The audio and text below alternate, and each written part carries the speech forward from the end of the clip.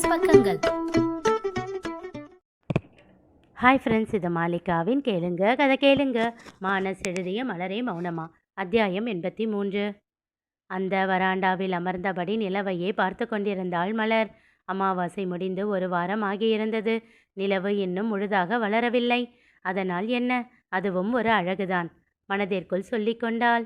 ஆனாலும் முழு நிலவு இதைவிட அழகு என்று அவள் மனது அவளை சாடியது. மாலை சரண்யா சொன்ன வார்த்தைகள் அவள் காதில் ஓடிக்கொண்டே இருந்தன. எங்கள் அண்ணன் ஊரில் இருந்தால் அந்த வீட்டில் தாத்தா ரூமை தவிர வேற எங்கேயும் தங்காது. இப்போது ஒரு மாதமாச்சு அந்த வீட்டை விட்டு வந்து. அப்படின்னா அதோட கோபம் எந்த அளவுன்னு எனக்கு புரியுது. விடு மலரு, அண்ணன் பழைய மாதிரி ஆக நாங்கள் எல்லாருமே காத்துக்கிட்டு இருப்போம். ஆமாம் மலரு, செந்தில் கூட எப்பவும் சொல்லுவார், எங்கள் அண்ணன் சாப்பாடு தண்ணி கூட இல்லாமல் இருந்துடும், ஆனால் இந்த தொழிலையும் வீட்டையும் விட்டுட்டு இருக்கவே முடியாதுன்னு. இப்போது ரெண்டையுமே மாமா உதறி தள்ளி இருக்காரு. அவர் தானா சரியாகட்டும். என்ன, இப்படி அடிக்கடி உங்களை வந்து பார்த்துட்டு போக பெர்மிஷன் கொடுத்தா மட்டும் போதும். தளிர் புன்னகையோடு அவள் கையை பிடித்து கொண்டு கூறினாள்.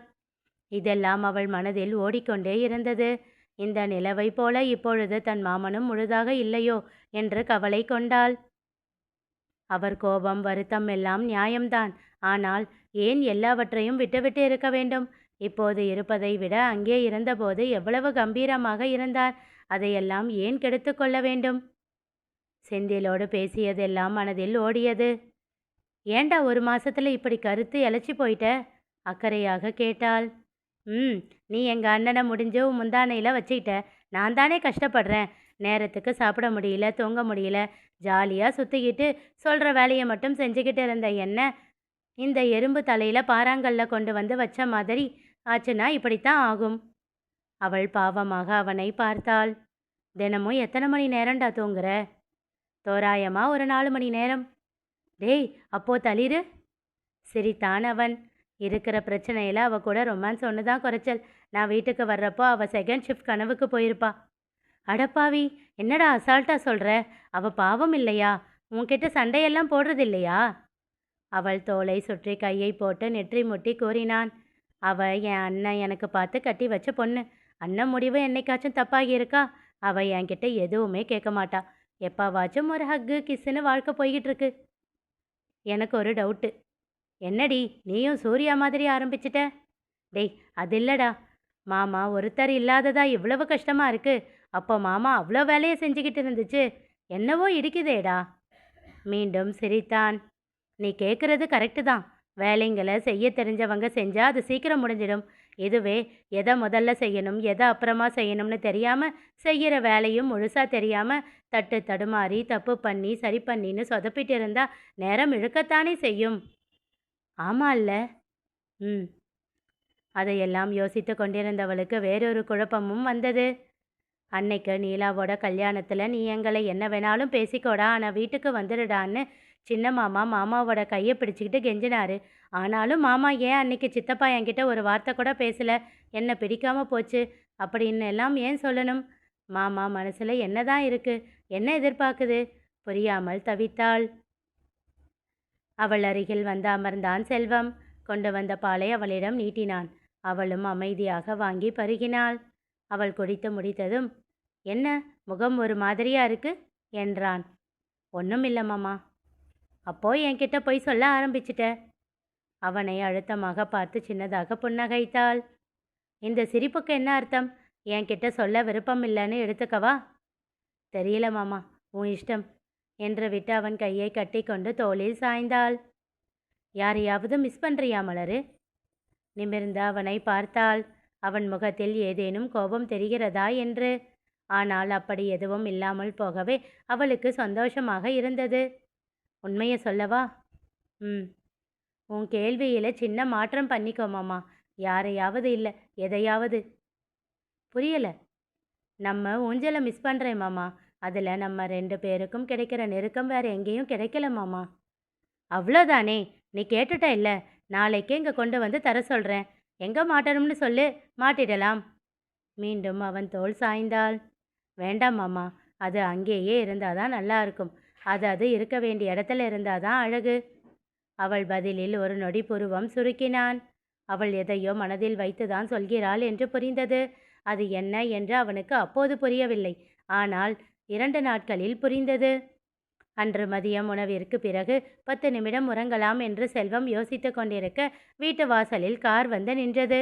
சிவலிங்கம், தங்கமணி, சண்முகம், அமுதா நால்வரும் வந்து இறங்கினர். உள்ளே வந்தவர்களை திகைப்போடு ஒருமுறை பார்த்துவிட்டு பின் தன் முகத்தை இயல்பாக வைத்து கொண்டான் செல்வம். செல்வம் அவர்களை விட்டு பார்வையை விலக்காமல் பார்த்து கொண்டு இருக்க, மலரோ ஒரு தோணில் சாய்ந்து நின்று பார்வையை தரையில் வைத்து தன் புடவை முந்தானையை முறுக்குவதும் விடுப்பதும் என செய்து கொண்டு இருந்தாள். வாங்கன்னு கூப்பிட மாட்டீங்களா? அமுதா இருவரையும் பார்த்து கேட்டார். உங்க வீட்டுக்குள்ள நீங்க வர நாங்க எதுக்கு சித்தி கூப்பிடணும்? கிண்டலாக கேட்டான் செல்வம். ஓஹோ, அப்படியா? அப்போ சரி. அண்ணா, அண்ணி, நீங்க வந்து உட்காருங்க. நம்ம வீடு தானாம். அமுதா, நீயே போய் தண்ணி கொண்டு வந்து கொடு. இவங்க கொடுப்பாங்கன்னு தோணல என்றார் சண்முகமும் குரலில் கிண்டலை தேக்கி. அப்போதும் மலர் இருந்த நிறையில் மாற்றம் இல்லாமல் போகவே மெல்ல புன்னகைத்தார் சண்முகம். இன்னும் கோபம் கொஞ்சமும் குறையாம அப்படியே இருக்கு போல அம்முக்குட்டிக்கு என்றார். சடார் என ஒரு முறை நிமிர்ந்து அவரை ஒரு பார்வை பார்த்துவிட்டு சட்டென்று திரும்பிக் கொண்டாள். சிறு வயதில் சண்முகம் சாம்பவியை அம்முக்குட்டி என்று அழைக்க அதற்கு ஒரு ஆர்ப்பாட்டம் செய்தாள் மலர். அது என்ன அவளுக்கு மட்டும் செல்ல பேரு? இவ அம்முக்குட்டி, நான் மட்டும் மலரா? சரி, உன்னை எப்படி கூப்பிடணும்னு நீயே சொல்லு. ஓஹோ, அப்போ அம்முக்குட்டின்னு கூப்பிட சொல்லி பவிதான் சொன்னாளா? ஏ மலரு, உனக்கே ஓவரா இல்லையா? அவ சின்ன பொண்ணுடி, அவ கூட என் மல்லுக்கு நிற்கிற. செந்தில் கடுப்பாகினான். அதெல்லாம் எனக்கு தெரியாது. சின்ன மாமா, இனி அவளா அப்படி கூப்பிடக்கூடாது. அந்த பேர் எனக்கு தான். அது எப்படி உனக்கு? அப்பா நீங்க எனக்கு வச்ச பேரை வச்சு மலரை கூப்பிடக்கூடாது. பவியும் சண்டைக்கு வந்தாள். எதற்கு வம்பு என்று இருவரையுமே செல்ல பெயர் வைத்து கூப்பிடாமல் விட்டுவிட்டார் அவர். இப்போது தன்னை சமாதானம் செய்யவே அப்படி கூப்பிடுகிறார் என்று அவளுக்கு புரியாமல் இல்லை. ஆனாலும் இறங்கி வர மனம் இல்லை. சரி செல்வம், என்ன முடிவு பண்ணியிருக்க? எதை பற்றி சித்தப்பா? வீட்டுக்கு வர்றதை பற்றி. நான் எப்போ வரேன்னு சொன்னேன்? பெருமூச்சு ஒன்றை விடுத்தார் சண்முகம். சரிப்பா, நாங்கள் பண்ணது தப்பு தான். அதுக்கு நாங்கள் 4 பேருமே மன்னிப்பு கேட்க தான் வந்திருக்கோம். இல்லை, தண்டனை தான் கொடுப்பேன்னு சொன்னா என்ன தண்டனையோ பக்கத்தில் இருந்தே கொடு. இனி தனியாக இருக்க வேண்டாம். வீட்டுக்கு கிளம்பி வா. என்ன சித்தப்பா, உங்கள் பையனுக்கு அதிக வேலையோ? ரொம்ப கஷ்டப்படுறானோ? அதுக்கு தான் என்ன சமாதானம் பண்ணி கூட்டிகிட்டு போகலாம்னு பார்க்குறீங்களா என்றவன் ஒரு நொடி நிறுத்தி, வேலைக்காரனா என்றான். அவ்வளவு ஏளனம் அவன் குரலில். டேய், உன் மனசாட்சி தொட்டு சொல்லு, அவர் அப்படி நினைக்கிறவராடா? ஏண்டா இப்படி விஷத்தை கக்குற? அமுதா கோபமாக கேட்டார். விடு அமுதா, நம்ம கிட்டையாச்சும் இப்படி விஷத்தை கக்கிடுறான். பார்த்தா இல்லை, இவங்க 2 பேர் நிலைமை ரொம்ப மோசம். ஒரு வார்த்தை கூட பேசவே இல்லை. அப்போ மனசுலேயே எவ்வளோ வச்சிருப்பான். நம்ம கிட்ட காட்டுறதுனாலையாச்சும் நம்ம மேலே அவன் கோபம் குறையுதான்னு பார்க்கலாம். அதே புன்னகை அவர் முகத்தில். எனக்கு யார் மேலேயும் எந்த கோபமும் இல்லை. சட்டென்று அவன் இடுப்பில் குத்தி சிரித்து தோடா என்றார். அவன் முகத்தை திருப்பிக் கொண்டான். எனக்கு யாரும் தேவையில்லை. உனக்கு தேவையில்லைப்பா, ஆனால் எங்கள் அம்முக்குட்டிக்கு. இப்போது பார்வையை அவரிடம் வைத்து அவள் அவரை முறைத்தாள். புன்னகையை வெளிப்படையாகவே அடக்கியபடி, சரி, உன் பொண்டாட்டி மலருக்கு, அவ வயிற்றுல வளர்ற நம்ம வீட்டு இளவரசிக்கு என்றார். தேவையில்லை. அவன் முடிக்கும் முன் அவன் வாயை பொத்தினார் அமுதா. சொல்லாதடா, நாங்கள் யாரும் தாங்க மாட்டோம். அவரை அவனிடம் இருந்து விலக்கினார் சண்முகம். விடு அமுதா, நெருப்புன்னு சொன்னா சுட்டுடவா போகுது? இங்க பாரு செல்வம், நீ ஏதோ கோபத்தில் இருக்க. கொஞ்ச நாள் போனால் சரியாகிடுவ அப்படின்னு நினச்சி தான் இத்தனை நாள் அமைதியாக இருந்தோம். இப்படியே 1 மாதம் ஓடி போயிடுச்சு. இனியும் நாங்கள் அமைதியாக இருக்க முடியாது. இப்போ நீங்கள் கிளம்பி வாங்க. நீங்கள் 3 பேரும் இல்லாமல் நாங்கள் இங்கேருந்து போக மாட்டோம். 3 பேரா?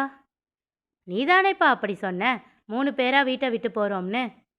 அவனுக்கு கோபம் வர சட்டென்று முகத்தை திருப்பிக் கொண்டான். தங்கமணி மலரின் அருகில் வந்தார். மலரு, என் செல்லம், தப்பு தாண்டி, என்னை ஒரே ஒரு தடவை மன்னிக்க மாட்டியா என்றவர் அவளை கட்டி பிடித்து வெடித்து அழுதார். அவளுக்கும் அவர் அழுகையில் கண்கள் கலங்கின. கஷ்டப்பட்டு அதனை அடக்கி வைத்தாள். சண்முகம் இப்பொழுது சிவலிங்கத்தை பார்க்க அவர் செல்வத்திடம் வந்தார். தொண்டையை கனைத்து கொண்டு, செல்வம், எங்களை மன்னிச்சிடு. நாங்கள் பண்ண தப்பா மறந்துட்டு வீட்டுக்கு வா என்றார். அவனோ அவர் பக்கம் திரும்பவே இல்லை. அவன் கையை பிடிக்கப் போனார். அவனோ அவர் தொடும் முன் இழுத்து கொண்டான். அவ்வளவு வெறுப்பு அவன் முகத்தில். சில நொடிகள் அவன் முகத்தையே பார்த்தார். பின் சண்முகத்தை பார்க்க அவரோ பாவமாக பார்த்தார். விரக்தியான புன்னகை ஒன்றை சிந்திவிட்டு அங்கிருந்து வெளியேறிவிட்டார் சிவலிங்கம். என்ன செல்வம், என்ன முடிவு சொல்ற? என் முடிவில் எந்த மாற்றமும் இல்லை. அப்போ சரி என்றவர் செந்திலை ஃபோனில் அழைத்தார். டேய், அண்ணன் ஒத்துக்கலடா. அதனால நாங்கள் 4 பேரும் இங்கே இருந்துக்கிறோம். தளிர்கிட்ட சொல்லி சூர்யாவையும் பவியையும் பார்த்துக்க சொல்லு. அப்புறம் நானும் பெரியப்பாவும் பார்த்துக்கிட்டு இருந்த வேலையெல்லாம் கூட நீயே பார்த்துடு, சரியா? செல்வம் அவரை முறைத்தபடி பற்களை நரநரவென்று கடித்தான். இனி நிகழப்போவது என்ன தெரிந்து கொள்ள தொடர்ந்து கேளுங்க. கதை கேளுங்க. மீண்டும் சந்திப்போம்.